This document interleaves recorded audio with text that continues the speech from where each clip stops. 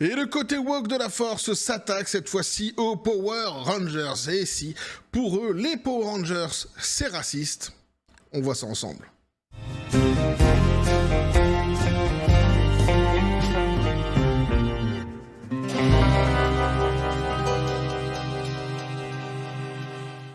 Eh oui, mais les Power Rangers, c'est raciste. Petit café les copains. Et bien sûr, selon les woke, y a pas de souci. Oh oui, ils ont pas inventé la machine à centrer des bananes. On le sait bien une fois de plus ici, on va le constater, puisque pour eux, tu vois, c'est raciste d'un jour, raciste toujours. Puisqu'ils ont catalogué, tu vois, une période donnée des Power Rangers, d'un passé révolu, comme une période qui serait raciste, donc forcément, tu vois, les Power Rangers, c'est... Dans son intégralité, tu vois, maintenant, c'est raciste. Ah ouais, mais c'est le côté woke de la force. Ah, ils font pas dans la demi-mesure, hein. La compassion, tout ça. Ah non, non, non, ça, c'est pas leur... Ah, c'est pas trop leur truc, tu vois. Hein, Ils sont timbrés. Si, ils sont timbrés à tel point que même les personnages concernés par ce prétendu racisme, justement, viennent dire que tout cela n'était pas raciste. Mais ils s'en foutent. Ils ont un concept pour ça. Je t'expliquerai ça après. D'abord, on nous dit donc à la controverse autour de Power Rangers noirs enflamme les médias hollywoodiens, mais l'acteur original ne semble pas convaincu. C'est pire que pas convaincu, pour lui, il n'y a pas de racisme du tout. Mais en fait, t'as compris le délire. Ici, donc, un Power Rangers noir, acteur noir, racisme. Mais alors là, attention, la boucle est bouclée. Là, il y a 360 qui s'est fait dans leur caboche. Ils ont vu des étoiles filantes partout, ça tous les côtés. Parce qu'en plus, l'actrice qui a été choisie pour jouer le Power Rangers jaune, elle est asiatique. Bon, c'était fini, tu vois. Finita la vadrouille. Cette fois-ci, ça les intéresse. Les Asiatiques les intéressent habituellement. Tu vois, ce sont des gros racistes contre les Asiatiques, justement, le côté woke de la force. Ah, ils s'en battent les Pokéballs des Asiatiques. C'est juste hallucinant. S'ils peuvent à chaque fois leur taper dessus avec un racisme XXL et décomplexé, ils le font. Mais cette fois-ci, ça va dans le sens de leur récit. Donc, on récupère les miettes et on y va. Donc on nous dit, les médias grand public se sont une fois de plus emparés d'un moment télévisuel rétro et l'ont transformé en quelque chose qu'il n'aurait jamais dû être. Donc cette fois, la cible est la série d'action pour les enfants des années 90, Mighty Morphin Power Rangers, et plus précisément le choix du casting effectué il y a plus de 30 ans. Selon les gros titres de la semaine, le scénariste en chef de la série, Tony Oliver, a avoué que c'était une erreur de choisir un acteur noir dans le rôle du Ranger noir et une actrice asiatique pour celui du Ranger jaune. Alors en fait, lui, Tony Oliver, c'est Monsieur Génuflexion. Il est dans une interview comme ça, tu vois, puis il va s'agenouiller. Non, c'était une erreur. Pardonnez-nous, pardonnez-moi. L'évangile selon Saint Boc. Saint Boc, s'il te plaît, sois gentil avec moi. Et bien que pourtant les personnes concernées dans l'histoire, justement, notamment l'acteur noir, qui jouait le Power Rangers noir, lui, à les Pokéballs de venir et d'aller contre le côté woke de la force, contre le vent. Ah, c'est plus confortable de se mettre du côté de ceux qui insultent. Il aurait pu très bien se ranger du côté de Monsieur Oliver et du côté woke de la force. Non, non. Lui, il arrive et il dit non, mais arrêtez vos conneries, c'est bon, moi. Pour moi, c'était un honneur que d'être le Power Rangers Black. Et donc, lui, forcément, il va complètement à contre-courant. Tu vois. Lui, au moins, tu vois, c'est quelqu'un qui pose ses Pokéballs dans l'histoire. Donc, les commentaires d'Oliver proviennent de la nouvelle série d'investigation Discovery Hollywood Demons, où il affirme « Aucun d'entre nous ne pensait à des stéréotypes ». Ça, c'est très intéressant. Aucun d'entre nous ne pensait à des stéréotypes. Et oui, parce qu'à l'époque, on était bien loin de tout cela. C'est-à-dire qu'en fait, on n'était pas obsédé par les couleurs de peau. Les seuls qui sont obsédés par les couleurs de peau, une fois de plus ici, ce sont les woke. Personne n'avait fait la corrélation à l'époque. Et quand bien même certains ont vu justement un acteur noir jouer le Power Rangers noir, la plupart du temps, les gens ont dit c'est génial. C'est top en fait. Donc, et qui n'a pas réalisé donc, le potentiel de la controverse avant qu'un assistant ne lui fasse remarquer bien plus tard. Et donc il dit c'était une véritable erreur, a-t-il ajouté, déclenchant une avalanche de commentaires éditoriaux, de discussions sur les réseaux sociaux et de prises de position superficielles. Ce que la plupart de ces médias ont commodément laissé de côté, cependant, c'est le point de vue de l'acteur réel au centre de cette soi-disant controverse, Walter Emmanuel Jones, le Black Ranger original lui-même, dans une publication publication sur Instagram, Jones a abordé de front le regain d'intérêt des médias. Et alors lui, ce qu'il va dire, c'est juste génial en vrai. Donc il dit, c'est incroyable le nombre de médias qui ont relayé l'affaire. Cependant, si certains choisissent de mettre l'accent sur le négatif, j'ai toujours cru qu'il fallait se concentrer sur le positif. Je comprends cette volonté de dénoncer ce qui a peut-être été perçu comme une insensibilité culturelle, mais qualifier cela d'erreur reviendrait à minimiser l'impact que cela a eu sur d'innombrables personnes à travers le monde qui ont trouvé inspiration et représentation dans le premier super-héros noir de la télévision, se transformant en nul autre que le Power Rangers noir. Ce n'était pas une erreur, c'était une étape importante, c'était un honneur. Rien d'autre à ajouter. Parfait. Et bravo à lui pour le coup. D'une seule déclaration, Jones a réussi à démonter tout le récit véhiculé. Loin de se sentir dénaturé ou marginalisé, il considérait ce rôle comme historique et il a raison. Pour toute une génération d'enfants, Zack Taylor n'était pas seulement un ranger, il était le ranger. Il incarnait l'assurance, l'énergie, le côté cool et surtout, Jones avait raison. Il était le premier super-héros noir que de nombreux enfants des années 90 aient jamais vu à l'écran. Et pour tout dire, en fait, tu vois, parce qu'on est dans les années 90, pile poil dans mes années. Alors moi, j'ai pas été trop Power Rangers, ça n'a jamais été vraiment trop cette licence-ci, mais je la regardais de loin, notamment parce que j'ai un de mes frangins qui est à fond là-dessus. Le Power Rangers le Power Ranger noir, j'en commande, et le Power Ranger vert, ce sont mes deux préférés Power Rangers. Voilà. Pour dire, tu vois, à quel point on n'était pas du tout sur les couleurs de peau, les machins, les trucs comme ça, et à quel point, justement, en fait, personne ne se posait ce genre de questions-ci. On kiffait juste en vrai. On trouvait juste que c'était génial, le concept était génial, c'était bien fait. Et bien que ce ne soit pas ma licence préférée, pour ce que j'ai pu en regarder par le passé, et j'en ai quand même regardé quelques-uns des épisodes, je ne m'en cache absolument pas, eh bien, comme je l'ai dit, le Power Rangers noir et le vert étaient mes préférés. Même dans le documentaire, de vieilles images du caméscope montrent Jones plaisanter sur le plateau. Il dit « Je m'appelle Walter Jones, je joue Zack, je suis noir et je joue le Ranger noir. Allez comprendre, c'était une performance consciente, légère et absolument pas un moment d'indignation. C'était une distribution qui s'amusait tout en créant quelque chose de mémorable. » Voilà. Typiquement, en fait, l'ambiance années 80-90. Loin de toute cette folie, en fait, hein, de toute cette capacité qu'ils ont aujourd'hui de ne voir les choses, de ne voir les productions que par le prisme des couleurs de peau, de compter, en fait, le nombre de personnes qui sont d'une certaine couleur de peau sur un plateau de tournage.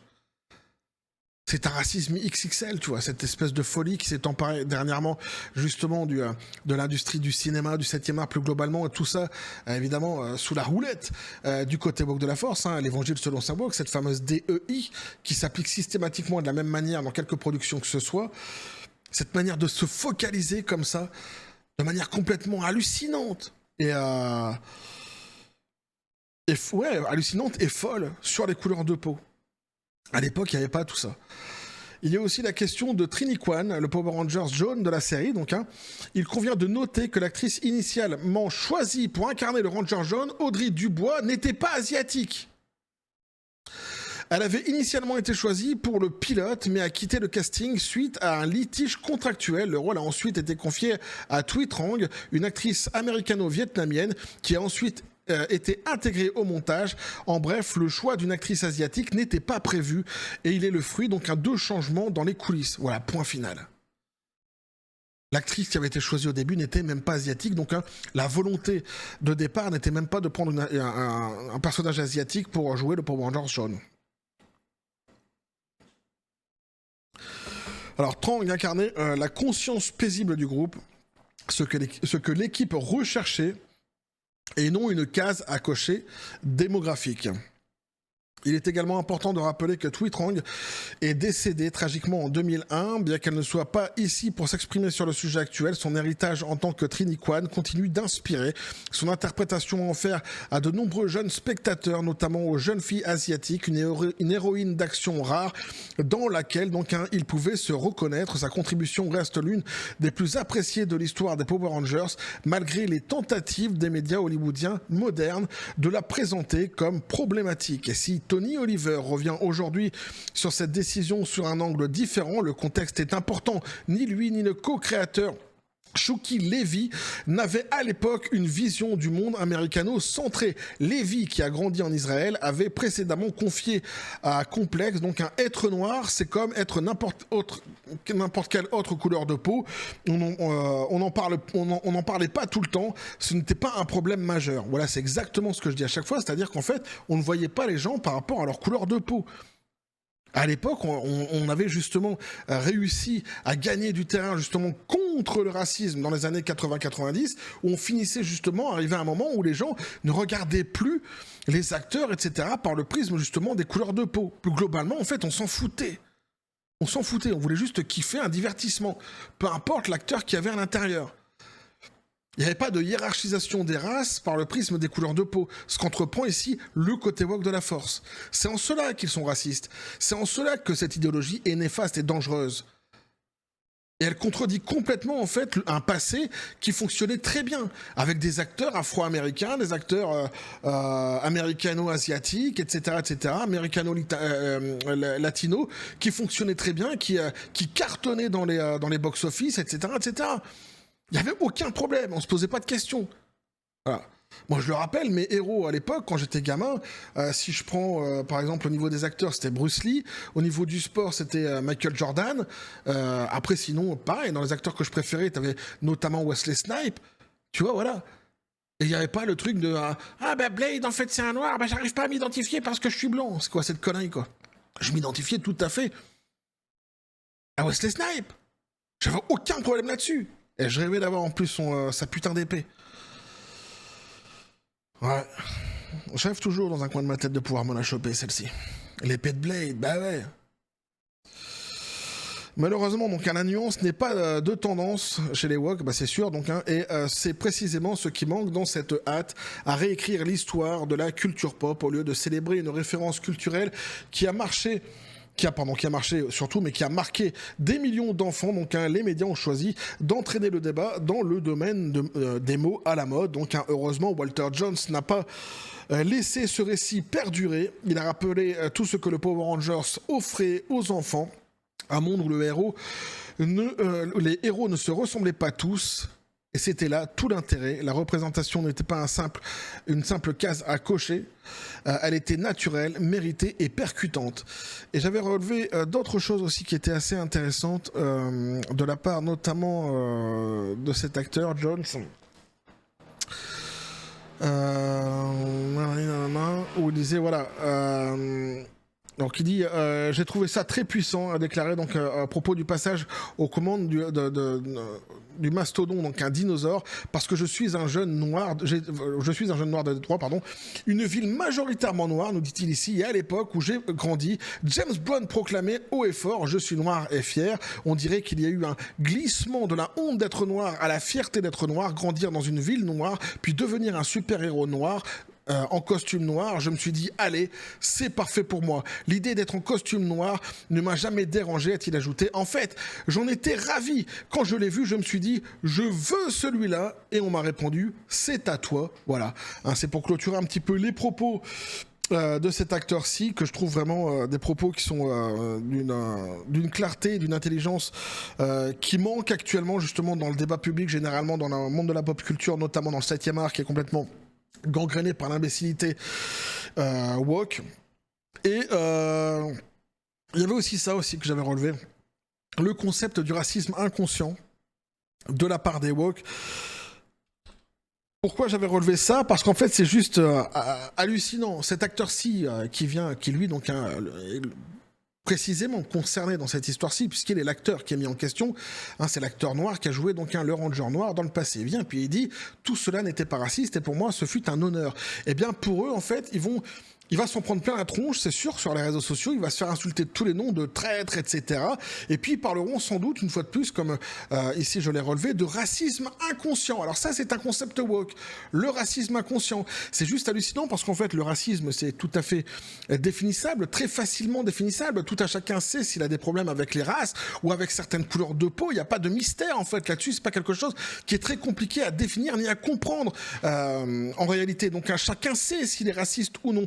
Et si tu vas voir un woke et que tu lui dis, mais en fait, moi, je suis pas du tout raciste, tu te trompes totalement, eh bien, pour eux, s'ils ont décidé que tu l'étais, tu le seras de toute façon. Et ils agiteront comme ça cette carte en disant, si, mais c'est parce que c'est du racisme inconscient. Ah, c'est beau, c'est magnifique. C'est comme si tu disais, en fait, c'est un espèce de racisme somnambule. C'est pareil. C'est aussi con, quoi, en fait. C'est comme les micro-agressions, tu sais. Ah, les micro-agressions, ils viendront et te diront, mais de toute façon, de ta bouche ne sort que micro-agression sur micro-agression. Et les micro-agressions, quand tu leur demandes réellement c'est quoi, en fait, il n'y a qu'eux qui peuvent les définir. C'est juste en fait un truc woke, quoi. Et un jour, ils finiront par se prendre autre chose que des micro-torgnoles dans la tronche par des gens qui en auront marre de se faire insulter de racistes par des racistes eux-mêmes, puisque ce sont eux les racistes 2.0. Alors évidemment, moi, je ne souhaite évidemment aucune violence, hein, je ne suis que paix et félicité sur cette même chaîne, mais il y en a qui sont forcément moins patients et qui finissent par en avoir marre, en fait, de se faire insulter de racistes tous les jours par des gens qui eux-mêmes, en fait, prônent la hiérarchie des races par le prisme des couleurs de peau et qui ne voient que des couleurs de peau partout, là où ils vont, là où ils sont. Une fois de plus, c'est le cas ici. C'est quand même assez flagrant, c'est-à-dire que quand tu poses la question réellement à ceux de ma génération 80-90, mais en fait, personne s'est arrêté là-dessus. On s'en foutait, mais d'une puissance. Et même, la plupart du temps, en fait, on trouvait ça génial.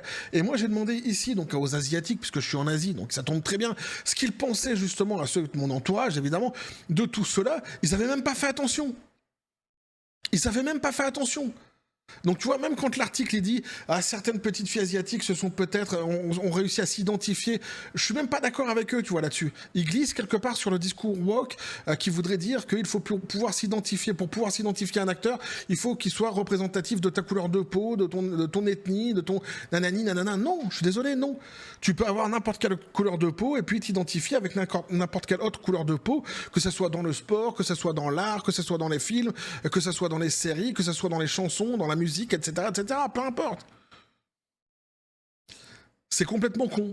Et à l'époque, justement, on ne voyait pas cela, parce qu'il n'y avait pas cette folie, comme je disais tout à l'heure à la lecture, lorsqu'on faisait la lecture ensemble de cet article-ci, cette folie de vouloir voir systématiquement des couleurs de peau partout, de compter les couleurs de peau, combien il y a plus de ceci ou de cela sur un plateau de tournage. Et s'il y a plus de ceci, est-ce qu'il n'y aurait pas trop de cela finalement? Et s'il y a trop de cela, qu'est-ce que ça veut dire? Tu vois, on est vraiment sur un discours qui est tout à fait raciste.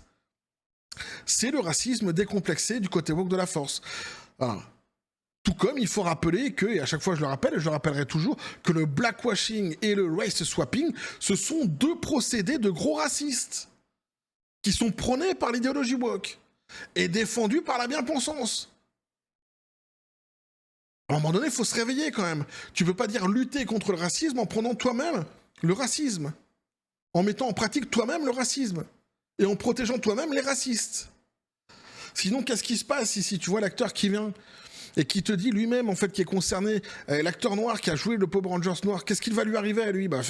Finalement, on va se faire insulter sur les réseaux sociaux, il s'en prendra plein la tronche. Puisqu'il va pas, justement, concorder avec le récit que voudraient nous jouer les woke, donc il sera considéré comme un traître. C'est aussi simple que ça. Comme lorsque dernièrement, justement, j'avais des potes sénégalais qui sont allés discuter avec certaines personnes du côté woke de la force sur les réseaux sociaux concernant, à la base, ils savaient même pas que les mecs ils étaient côté woke de la force, pour être vraiment honnête avec vous. Ils sont allés discuter uniquement d'Yasuke. Du cas Yasuke dans Assassin's Creed Shadows. Eux, ils ont dit que pour eux, c'était raciste ce qu'avait entrepris Ubisoft. Ils se sont fait insulter tous les noms de racistes, etc. Les types, ils sont venus me voir, ils m'ont dit, c'est bon, on a compris. On a compris ce que tu disais dans les vidéos, on n'ira plus parler avec eux, ce sont des timbrés. Voilà.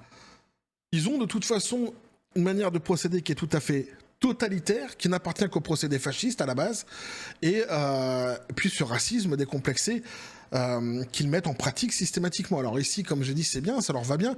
Ils prennent le cas de l'asiatique parce que bon, on ramasse les miettes et quelque part ça va dans le récit, mais systématiquement, en réalité, ils sont contre les asiatiques, ils font preuve d'un racisme XXL justement contre les asiatiques. Quand les Japonais se sont plaints, notamment d'Assassin's Creed Shadows, et qu'ils ont parlé de racisme, et que les Asiatiques, en grande partie, ont emboîté le pas en disant on est d'accord avec les Japonais, et on trouve, nous, que c'est raciste, ils auraient pu se mettre, puisqu'ils défendent normalement la veuve et l'orphelin et les minorités, ils auraient pu se mettre du côté des Asiatiques en dénonçant un probable racisme sur lequel on aurait pu discuter au sein d'Ubisoft. Non, non, là, ils se sont mis directement du côté des bourreaux. Pourquoi? Parce qu'en fait, ils s'en battent les couilles. Ils s'en battent les Pokéballs, les Asiatiques. De l'autre côté, la DEI avait fait son effort avec Yasuke. Hiérarchisation des races par les prismes des couleurs de peau. Une couleur de peau doit être mise en avant plus qu'une autre. C'est le concept woke. Voilà. C'est un concept raciste. Point final. Bref, en tous les cas, voilà ce que je pouvais vous dire là-dessus, donc les copains, n'hésitez pas à me dire ce que vous en pensez dans les commentaires, à vous abonner si le contenu vous a plu, activez la petite cloche pour les prochaines notifications, les prochaines vidéos qui vont arriver, à balancer un like, à partager la vidéo, vous avez moi sur le Discord, le Facebook de la chaîne qui sont dans la description de la vidéo, n'hésitez pas à venir, à basculer du côté de la force absurde des réseaux sociaux, sur les copains, je vous dis comme toujours la John Spartan. T'es félicité. Pistolet à prout, c'est à toi, qu'est-ce que tu penses de tout cela? Ouais, c'est court, c'est concis, c'est circoncis, quand c'est comme ça, il n'a rien à ajouter. Non, mais c'est juste dingue en fait. C'est juste dingue. Et je sais que mon frangin, peut-être s'il passe sur cette vidéo aussi, qui verra ce sujet-là, et qui en plus lui était un gros fan des Power Rangers des années 90, parce que c'était pile poil en fait ces années à lui. Il est plus des années 90, moi j'étais plus des années 80, dirons-nous. Mais bon, j'ai traversé aussi mon adolescence, les années 90, donc ce fut aussi une licence, pas que mon adolescence d'ailleurs, que j'ai connue et que j'ai appréciée. Je suis sûr que lui, en fait, il va halluciner à entendre ce qui a été dit ici. Ce sont des malades. Ce sont des grands malades. Pour eux, voilà, Power Rangers, c'est raciste. Bah non. Et si je peux me permettre, allez vous faire mettre. C'est pas raciste. Et c'est pas toi qui décides, quelque part. C'est pas toi le propriétaire du racisme. Eh non, ça se passe pas comme ça, tu vois. T'es un gros raciste, c'est vrai, mais t'es pas le propriétaire de la définition. Alors, elle appartient à tout le monde. Donc on en fait tous notre propre jugement et notre propre avis. Et ouais, quels que soient d'ailleurs les débats, quelles que soient les circonstances. Bref, on va continuer à suivre tout ce merdier sur cette même chaîne, toujours dans la joie et la bonne humeur, et que la force soit avec vous.